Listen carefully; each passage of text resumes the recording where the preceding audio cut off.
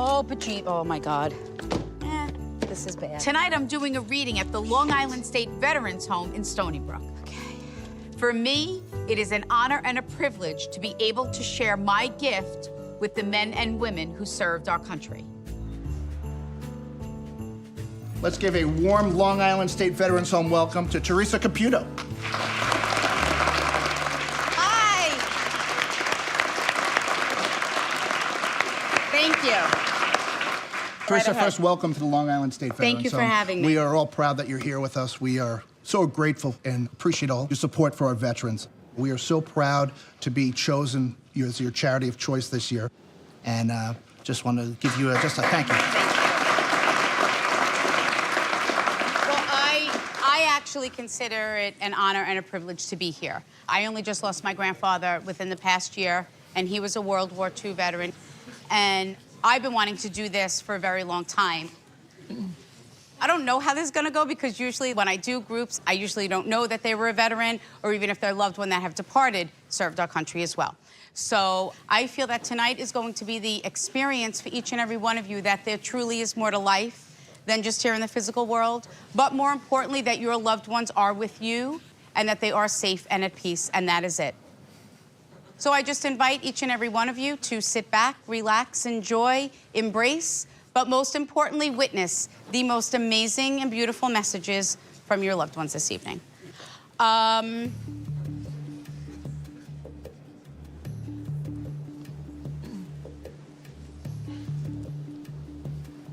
Do you sit in your wife's spot, sir? Do you sit in her spot where she used to sit? Yeah. Because she just told me to tell you to get out of her spot. I don't know. My name is Mike, and I'm from Amityville, New York. I was in the Navy in the Korean War, and I was on a ship called the USS Hyades.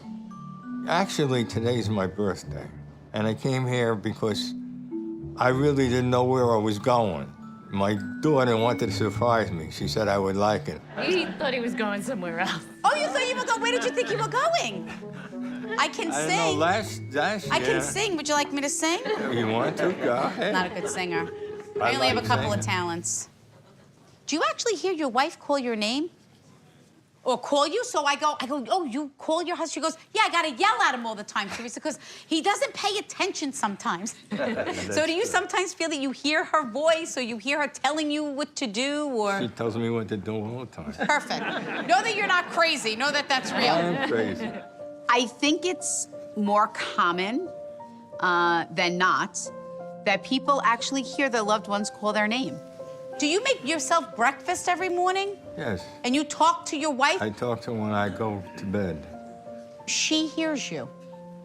She what? She hears you. Oh, I know she hears me. She tells me that. Perfect. I was very, very close to my wife. We went every place together. We never had separate vacations or anything like that. We were together all the time. She was the most beautiful woman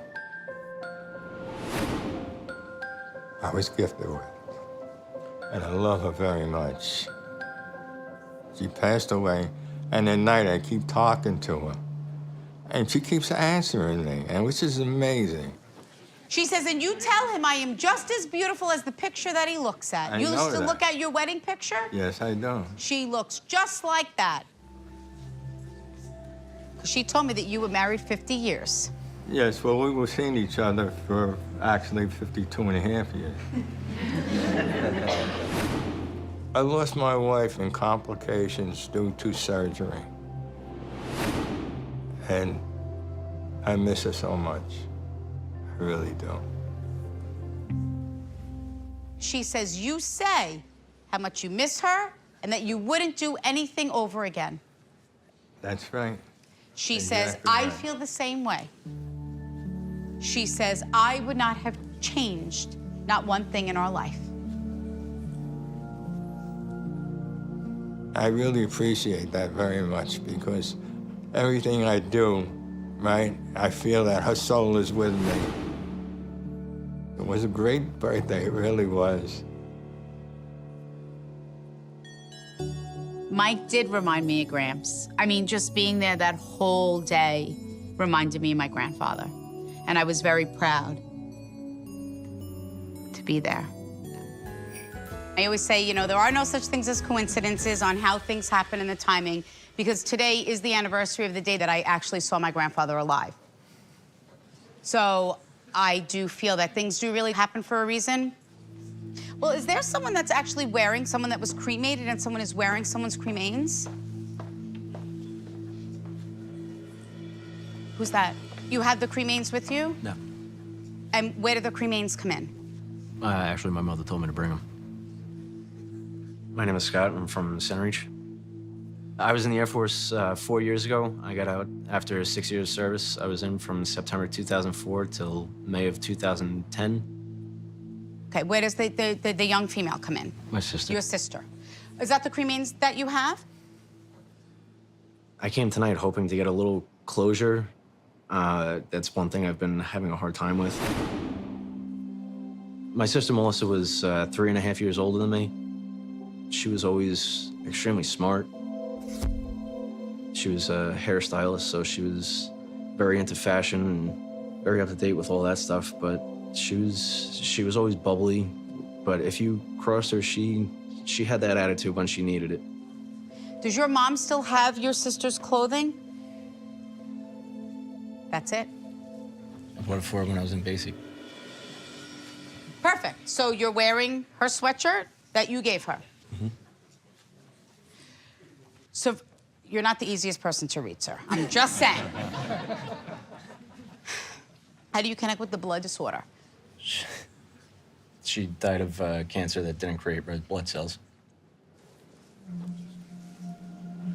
Melissa was diagnosed 2007, and it was March of 2009 that she had died. She was 26 years old. Were you supposed to be there that day? Because I was shown that you carry survivor's guilt. I had stayed the night at my, at the time, fiance's house, and she was supposed to take me to see my sister. And I told her, don't worry about it. A friend is gonna come and bring me in a little bit. I'm just gonna get another hour of sleep. I got into the elevator to go up, and I got the phone call saying that she had died.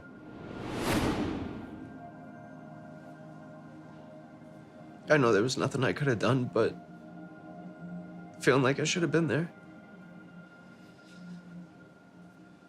Usually survivor's guilt is more so where we feel that we were supposed to be somewhere, and if we were there, then maybe that would not have happened. You understand that? Or I would have been able to protect them. Because I still think you keep people at like safe distances. You don't want to let them in fully because then I can get hurt. Or you're afraid that something's gonna happen to them. I block a lot out. I think there are just some things that you have to kind of let go of.